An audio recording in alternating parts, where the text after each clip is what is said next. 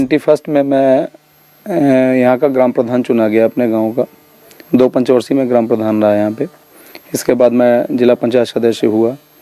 मेरा छोटा भाई भी ग्राम प्रधान रहा, बगल के गांव से बीटी से भी निर्विरोध ग्राम प्रधान रहा वो। अब मेरी बहू जिला पंचायत सदस्य है इस समय, वर्तमान समय में भी। छोटा भाई मेरा ग्राम प्रधान है निर्विरोध यहाँ का, ग्राम बिकरू का। और मेरी पारिवारिक पृष्ठभूमि, मेरे बाबा भी यहाँ के जमींदार भी थे और ग्राम प्रधान भी थे, बाद में हुए। मेरी पारिवारिक पृष्ठभूमि ही राजनीतिक है। तो राजनीतिक पृष्ठभूमि तो मेरी पारिवारिक है, मेरी पैदाइशी कही है तो आप पैदाइशी है।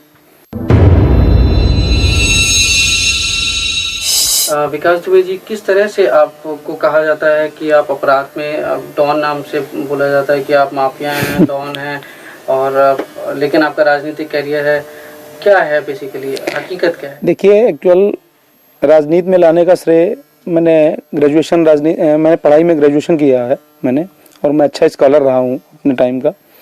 राजनीति में लाने का श्रेय मुझे स्वर्गीय हरिकिशन श्रीवास्तव जी का है, जो मेरे राजनीतिक गुरु थे और उत्तर प्रदेश के कई बार मिनिस्टर रहे और उत्तर प्रदेश विधानसभा के अध्यक्ष भी रहे वो। उन्होंने मुझे राजनीति में लाने का प्रयास किया और उन्हीं के प्रयास से मैं राजनीति में आया। और जिस दिन से मैं राजनीति में आया तो लोगों को मेरे प्रभाव से और मेरी लोकप्रियता से ज्वेलसी होने लगी। आज तक कोई भी ऐसा मामला नहीं है जिसको मैंने अपने हाथ से मैंने कोई अपराध किया हो या मैंने कोई अपराध को बढ़ावा दिया हो। अपराध से मेरा कोई दूर दूर से रिश्ता नहीं है। मेरी राजनीतिक वर्चस्व की जंग है जो मेरे जिंदगी तक और मेरे मरते दम तक जारी रहेगी। लेकिन इस राजनीतिक वर्चस्व की जंग में बम, गोली और हत्या ये सब चलता नहीं, ऐसा नहीं है। हमारे यहाँ हमारी राजनीतिक जंग में कभी भी ऐसा कुछ भी नहीं हुआ कि मैंने किसी को मरवाया हो या किसी को मारा हो या किसी को मारने के लिए प्रेरित किया हो। किसी के ऊपर आरोप लगा देना, आप तो समझते हैं कि उत्तर प्रदेश में होता क्या है कि मर्डर कहीं होता है, फंसाए कई लोग जाते हैं। मर्डर कोई करता है, उसके भाई, उसके खानदान, उसके परिवार, उसके सब सारे लोगों को फंसाया जाता है।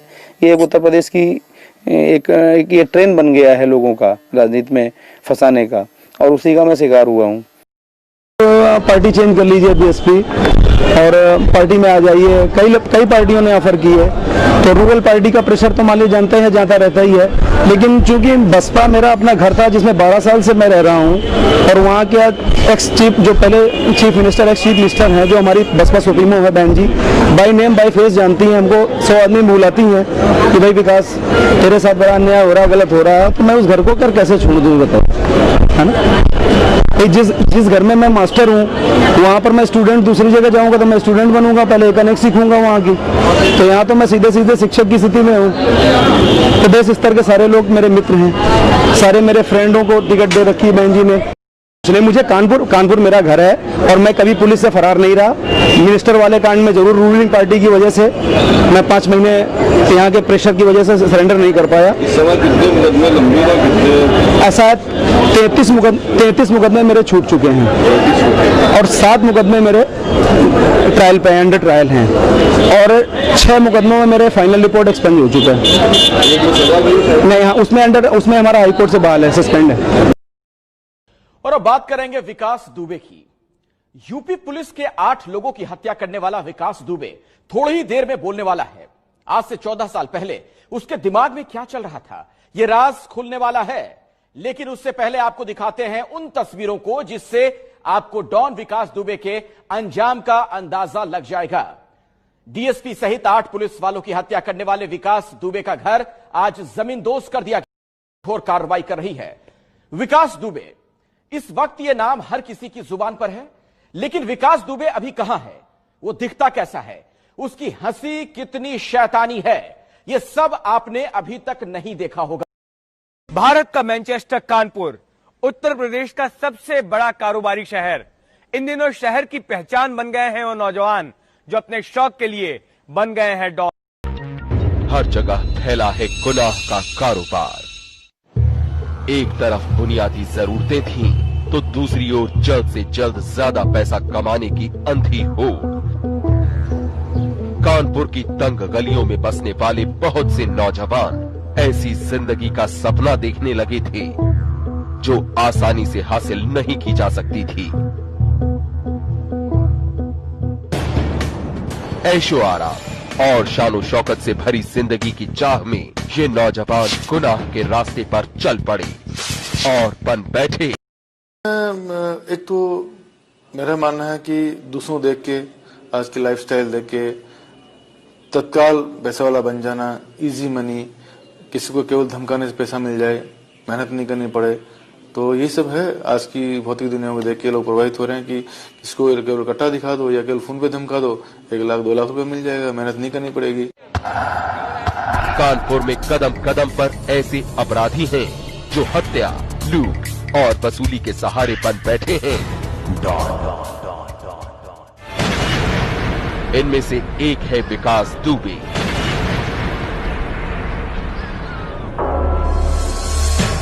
कानपुर के शिवली का रहने वाला विकास कम समय में ज्यादा से ज्यादा शोहरत और दौलत हासिल करना चाहता था। इसे पूरा करने के लिए विकास ने कदम रख दिया जुर्म की अंधी गली में।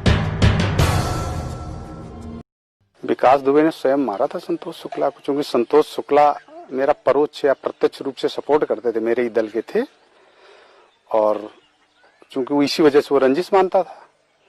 तो जब संतोष जी यहाँ आए, थाने के पास से निकल रहे थे, तो घेर के वो और उनके साथियों ने उनको मार दिया था वही थाने के अंदर। सरेआम एक मंत्री की हत्या हुई, लेकिन गवाह के नाम पर कोई नहीं। संतोष शुक्ला के भाई मनोज का आरोप है कि विकास ने अपने खौफ का इस्तेमाल गवाहों पर किया और निचली अदालत से बरी हो गया। विकास अदालत से तो बरी हो गया, लेकिन उसका खूनी खेल बंद नहीं हुआ। विकास पर इस बार आशा द्विवेदी का सुहाग उजाड़ने का आरोप था। आशा का पति दिनेश दुबे केबल ऑपरेटर था और विकास के रिश्तेदार राजू खुल्लर और उसके साथियों से उसका कारोबारी विवाद था। 12 मार्च 2004 को दिनेश की हत्या कर दी गई, लेकिन विकास दुबे एक बार फिर निचली अदालत से बरी हो गया। विकास दुबे ने, राजू खुल्लड़, अनिल ने, छुन्नी ने, इन लोगों ने हमारे पति का मर्डर किया। कानपुर कोर्ट ने तो इन लोगों को बरी कर दिया, मगर हम चाहते हैं हाई कोर्ट जो है इनको सख्त से सख्त सजा दे। विकास दुबे के एक इशारे पर उसके साथी कुछ भी कर गुजरते हैं। लल्लन वाजपेयी और विकास की दुश्मनी में संतोष शुक्ला के अलावा कई और लोगों ने भी जान गंवाई है।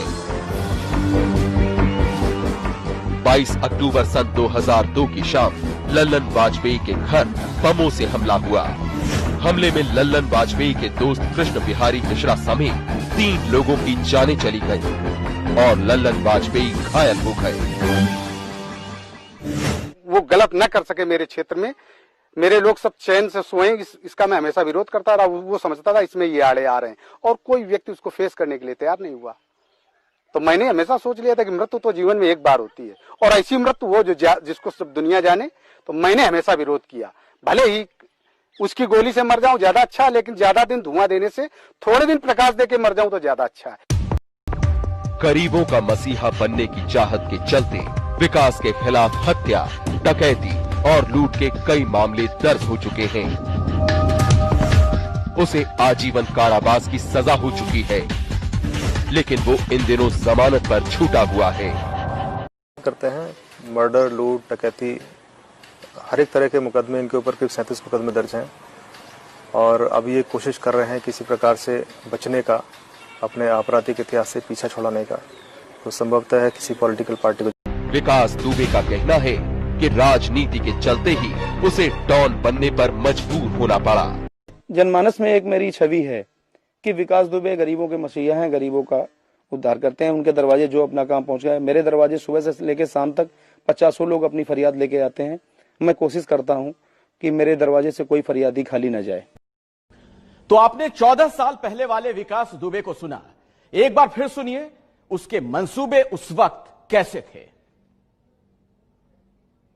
हाईकमान से मुझे निर्देश भी है कि आप जितनी जल्दी स्वस्थ हो जाएं, आपको इलेक्शन लड़ना है। आप जिस समय स्वस्थ हो जाएं, हाईकमान रिपोर्ट करिए, आपको क्षेत्र दिया जाता है, जिस क्षेत्र के लिए आपको कहा जाता है उस क्षेत्र में जाके आप चुनाव की तैयारी कीजिए। कौन से क्षेत्र? अब ये बहन जी के ऊपर डिपेंड है कि बहन जी किस क्षेत्र से मुझे चुनाव लड़ाती है। बिकरू गांव में हमारे साथ विकास दुबे के पिता हैं, उनसे बात करते हैं कि आखिरकार वो क्या सोचते हैं जितनी जघन्य हरकत को उसने अपने। ये बताइए कि आपके बेटे ने 8 पुलिस वालों को निशाना बनाया है, क्या कहें? हम नहीं बता, ये हम जानते नहीं है कि हमारे लड़के ने ऐसा अपराध किया। क्यों, आप तो घर में थे उस वक्त? हाँ, उस वक्त तो घर में थे। अब खेत थे तो बीमारी हालत में पड़े थे, दवा खाए हुए। नहीं, तो उसका तो आपराधिक इतिहास रहा है, 60 मुकदमे। अरे सुनाई हमें बहुत समय से नहीं पड़ रहा, न सुनाई पड़े न दिखाई पड़े। विकास की माँ ने कहा कि अगर वो मिले तो उसका एनकाउंटर कर दो। हाँ, काउंटर कर दो तो कर दो, करना चाहिए ना ऐसे आदमी। हाँ, हमारा कर दो काउंटर। आपका नहीं, मैं विकास दुबे की बात कर रहा हूँ जिनने इतने पुलिस वालों को निशाना बनाया।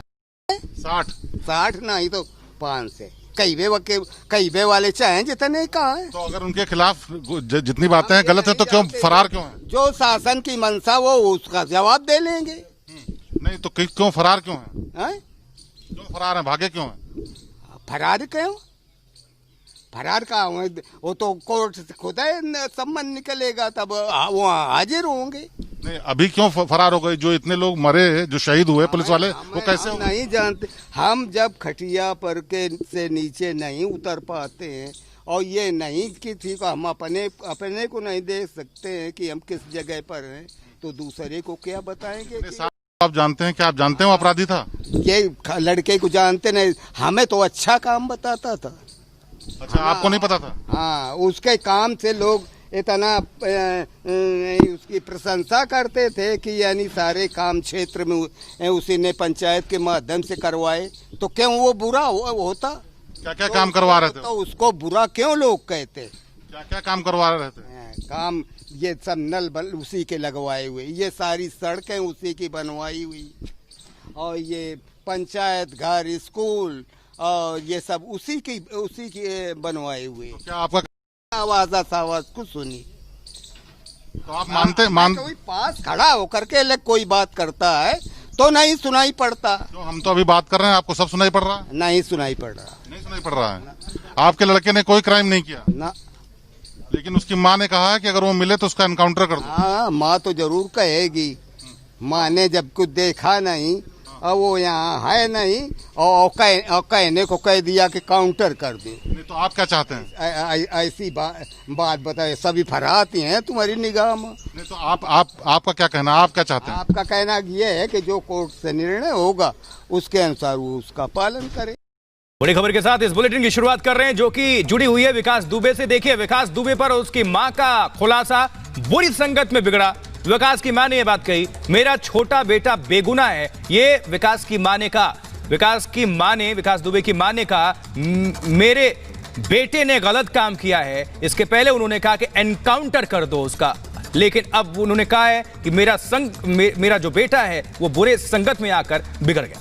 लेकिन सवाल है कि ये इशारा किसके तरफ है? संगत का जिक्र उन्होंने किया है तो जाहिर सी बात है कि उनको नाम भी मालूम होगा कि शुरुआती वक्त से ही वो किसके साथ रहता था, किसके संपर्क में था, क्योंकि बहुत ही महत्वाकांक्षी सियासत में भी वो आना चाहता था। तो इस तरीके के व्यक्ति के ताल्लुक। सरला जी, घटना जो हुई है जिसमें हमारे उत्तर प्रदेश पुलिस के 8 जवान शहीद हुए हैं और उसमें विकास दुबे जी का नाम सामने आ रहा है, क्या आपका क्या इस पर कहना है? तो ये कहती कि उनके लड़का हो, उन्हें करो तो उनके लड़का, उनकी जो लाइन में रिया, उनका खुद विकास को ढूंढो भैया सब लोग। हम क्या कर सकते? लंगड़ी लूड़ी नेता नगरी में पड़ गए, न नेता नगरी में पड़ते न आज ये दिन दिखाई पड़ता। आज ने सबने भाजपा में भी रहे, सपा में रहे, बसपा में 15 साल रहे। इस वक्त वो किस पार्टी में थे? बसपा में। अभी वो सपा में। और किन किन पार्टीज में रहे हैं? पहले भाजपा में रहे 5 साल। हाँ, 5 साल रहे। इसके बाद मायावती के यहाँ रहे 15 साल। क्या विकास दुबे पहले से ही ऐसे थे या कुछ लोग थे जिन्होंने उनको? अब अधिकार बचपन उनको हम क्या जाने, क्या कोई सिखाता है कि नेता लोग क्या करवाते हैं कि खा खुद हुए भगवान उनकी बुद्धि छोटे बेटे जिनके साथ आप रहती हैं वो क्या नौकरी पेशा क्या करते हैं? नौकरी पे से ना किसान के, हम खुद, मेरा आदमी किसानी, खेती है खूब। हाँ, कोई खेती करवाते हैं घर में, ट्रैक्टर सब कुछ है, वही से करवाते लेबर लोगों से, और देखभाल सब करते हैं। मैं यहाँ पर एक सरकारी गाड़ी देख पा रहा हूँ, यहाँ इस घर में खड़ी हुई है। ये भैया पुरानी सेकेंड हैंड खरीदी थी उन्होंने, छोटे लड़का, उनकी इतनी हैसियत नहीं। ये मकान जो देखते, जो हमारी नंद थी, उनके लड़का बच्चा नहीं थे, विकास की बुआ थी, वो दीपू के साथ रहती थी, वो चाहती थी दीपू को, इनको प्यार करती थी, तो इनको उन्हीं ने ये मकान लेके दिया था। इनका क्या चाहती हैं? ऐसा इंसिडेंट जो सुनने में आता है, आप अपने एंड से क्या चाहती हैं कि पुलिस क्या करे या सरकार क्या करे इस मैटर पर? जो कुछ, जो इच्छा हो इसको करे, हमारी तरफ से बिल्कुल छूट है। हाँ, हमने, हमारे बयान तो अखबार में आपने पढ़े होंगे। हाँ, ने कल कह दिया था कि जो कुछ करे, जो जब 8 आदमी मरे हैं, अधिकारी लोग भी मरे हैं, तो हम क्या, कोई एक भी मरता तब भी कष्ट होता है। जैसे हमको अपने बच्चे प्यारे हैं, बच्चे प्यारे सब, लेकिन कर्म नहीं फिर प्यारे होते हैं।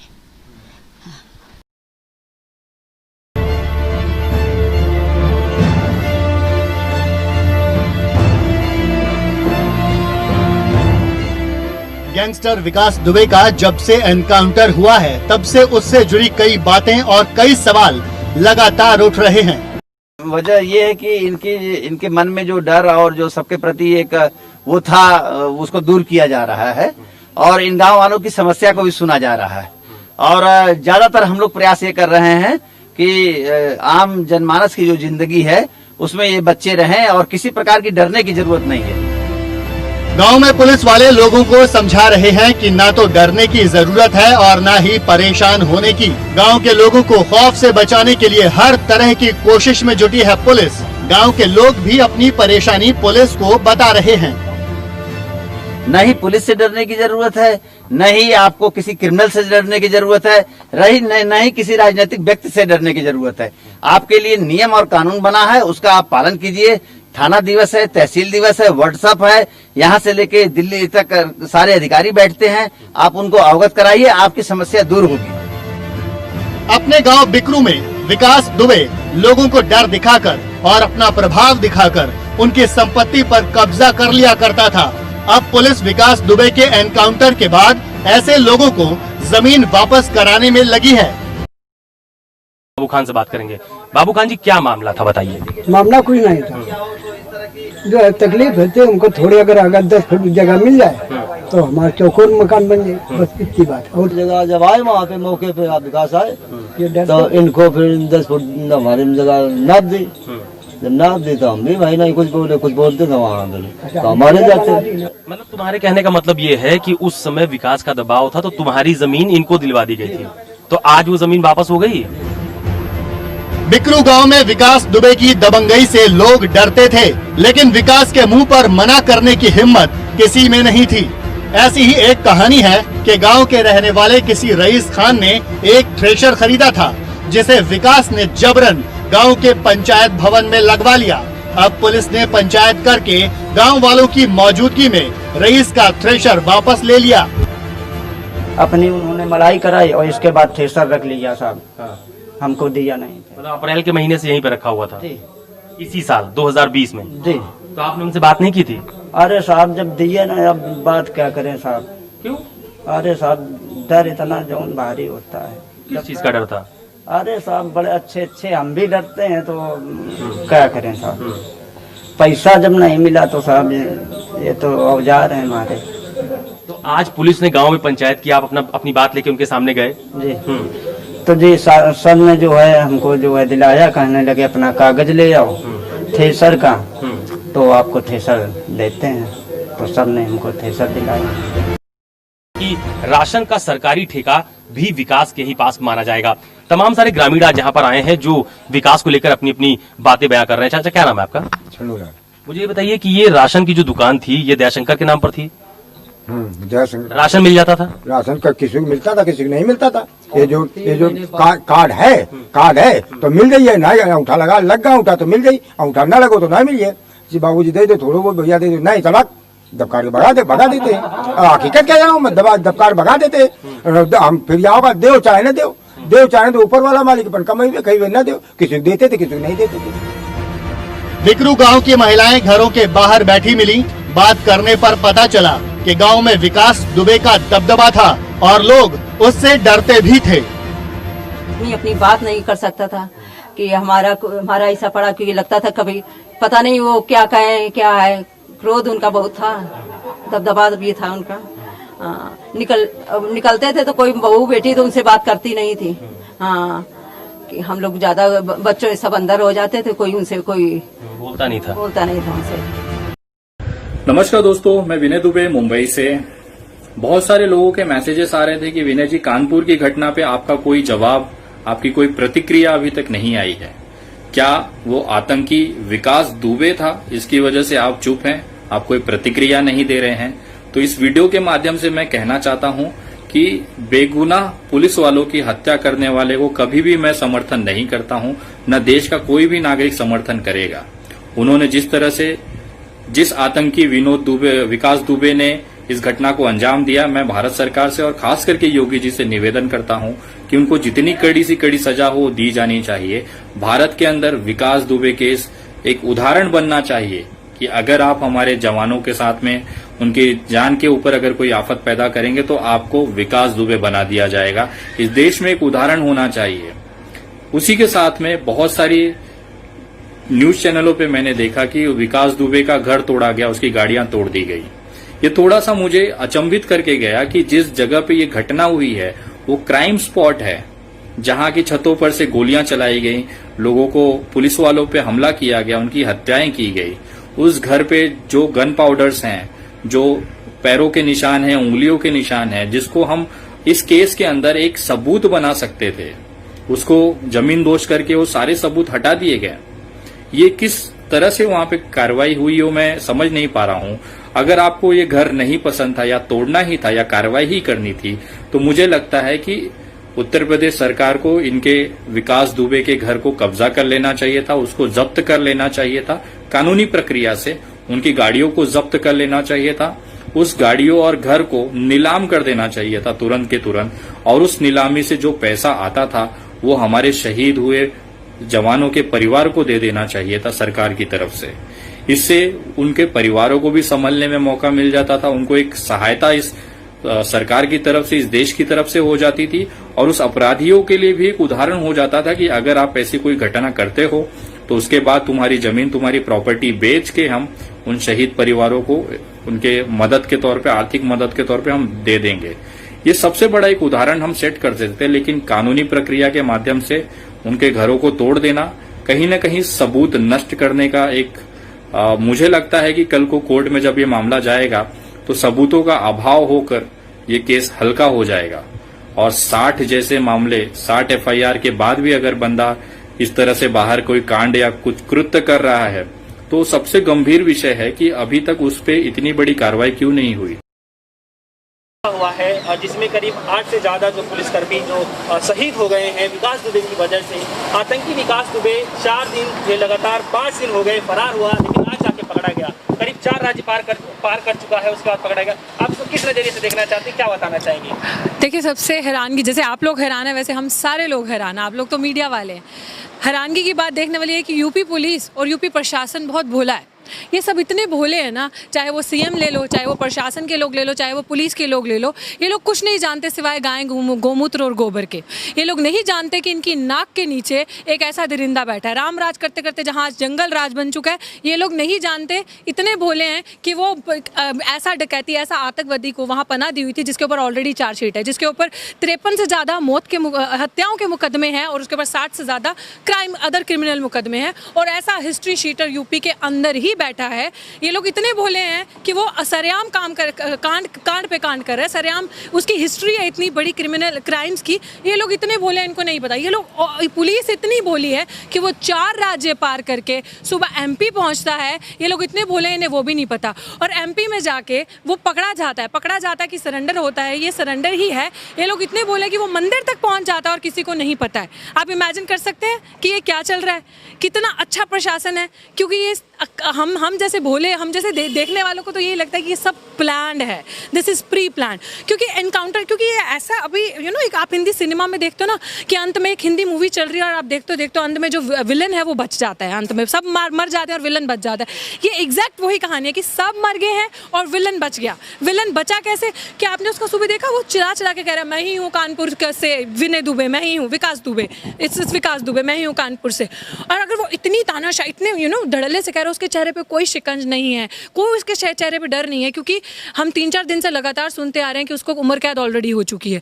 जब आपको पता है कि आपका बचने का कोई साधन नहीं है, आपको उम्र कैद हो चुकी है, उसके बावजूद आप मंदिर जा रहे हैं, आप मंदिर तक पहुंच गए। और मंदिर में जाके ये भी सुनने में आ रहा है कि गार्ड ने उसको चांटा मारा, उसने पहले प्रसाद खरीदा कहीं से, गार्ड ने मारा और उसकी कंप्लेंट करवाई। हिस्ट्री शीटर के साथ गार्ड एक मंदिर का, चाहे वो यूनिफॉर्म में था गार्ड या कैसे भी था, वो चांटा मार के, और वहां पे ऑल ऑफ सडन मीडिया भी पहुंच जाती है। It is totally unplanned, right?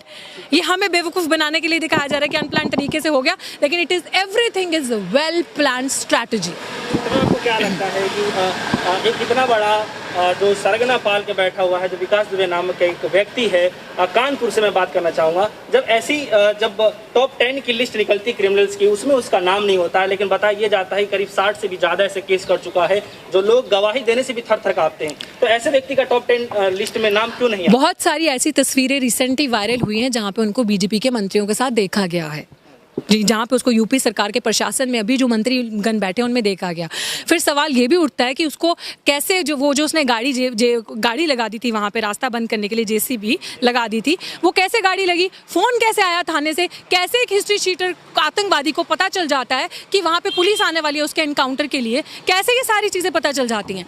मतलब इतना बड़ा एक हिस्ट्री शीटर, इतना बड़ा आतंकवादी कहूँगी मैं, क्योंकि ये वो आतंकवादी है जिससे आपके देश को खतरा है। आतंकवादी वो माना जाता है जैसे ये, it is not less than Pakistan. जिस तरह पाकिस्तान में आतंकवादी बैठे हैं, पाकिस्तान ने पनाह दी है आतंकवादियों में, लेकिन वो दूसरे देश का बुरा करते हैं। यहाँ पे अपने ही देश में अपनी ही नाक के नीचे आतंकवादी बैठा है और प्रशासन को नहीं पता। अच्छी खासा पता है, क्योंकि इन लोगों से ऊपर पैसा जाता है, इन लोगों से अच्छा खासा पैसा जाता है, पैसे की मैनिपुलेशन होती है, जमीनों की बहुत सारी चीजें। और जब चुनाव आता है तो इन्हीं लोगों का फायदा लिया जाता है। प्रज्ञा कैसे बैठी है, कोई मुझे बताएगा? प्रज्ञा जैसी औरत जिसका बॉम्ब ब्लास्ट में नाम है, चार्जशीट फाइल है, वो कैसे बैठी है MP बन के, मिनिस्टर बन के? सोचने की बात है। 6 सालों में एक कंट्रीब्यूशन आप मुझे बता दीजिए प्रज्ञा का, अभी जब से वो मंत्री बनी है 1-2 साल से, एक कंट्रीब्यूशन देश की डेवलपमेंट में, महिलाओं के डेवलपमेंट में। Tell me one contribution of Pragya Thakur, tell me one contribution of Smriti Irani, जो सिर्फ मुंह हिलाती हैं। मुंह चलाने से देश नहीं चलता, जो सिर्फ मुंह हिलाती हैं, मुंह चलाती हैं। जब विपक्ष पे या राहुल गांधी पे जब निशाना ठोकना है, तब ऐसी औरतों को बुलाया जाता है। आज वो, जब आपने अभी कानपुर की एक और घटना जो चित्रकूट जिला में हुई है, जहाँ पे आदिवासियों की बच्चियों के साथ यौन शोषण हो रहा है, बिगीज हैं, बिग लेडीज हैं BJP की, मैं ये कहाँ पे हैं? ये प्रशासन की क्या मिली भगत नहीं है? आप देखिए चित्रकूट यूपी की ही है, यूपी की, या तो यूपी को जानबूझ के इस तरह से बदनाम किया जा रहा है, I don't know what is behind that, but UP में ही क्यों ये जंगल राज चल रहा है कि बच्चों का यौन शोषण भी वहां पे हो रहा है, गुंडागर्दी भी, आतंकी भी, गुंडे भी, हर एक सिरे से आप देखेंगे तो आधे से ज्यादा रेपिस्ट जो है वो वहां बैठे हैं, मर्डरर्स वहां पे बैठे हैं, क्रिमिनल्स वहां पे बैठे हैं, बड़े से बड़ा। What is this?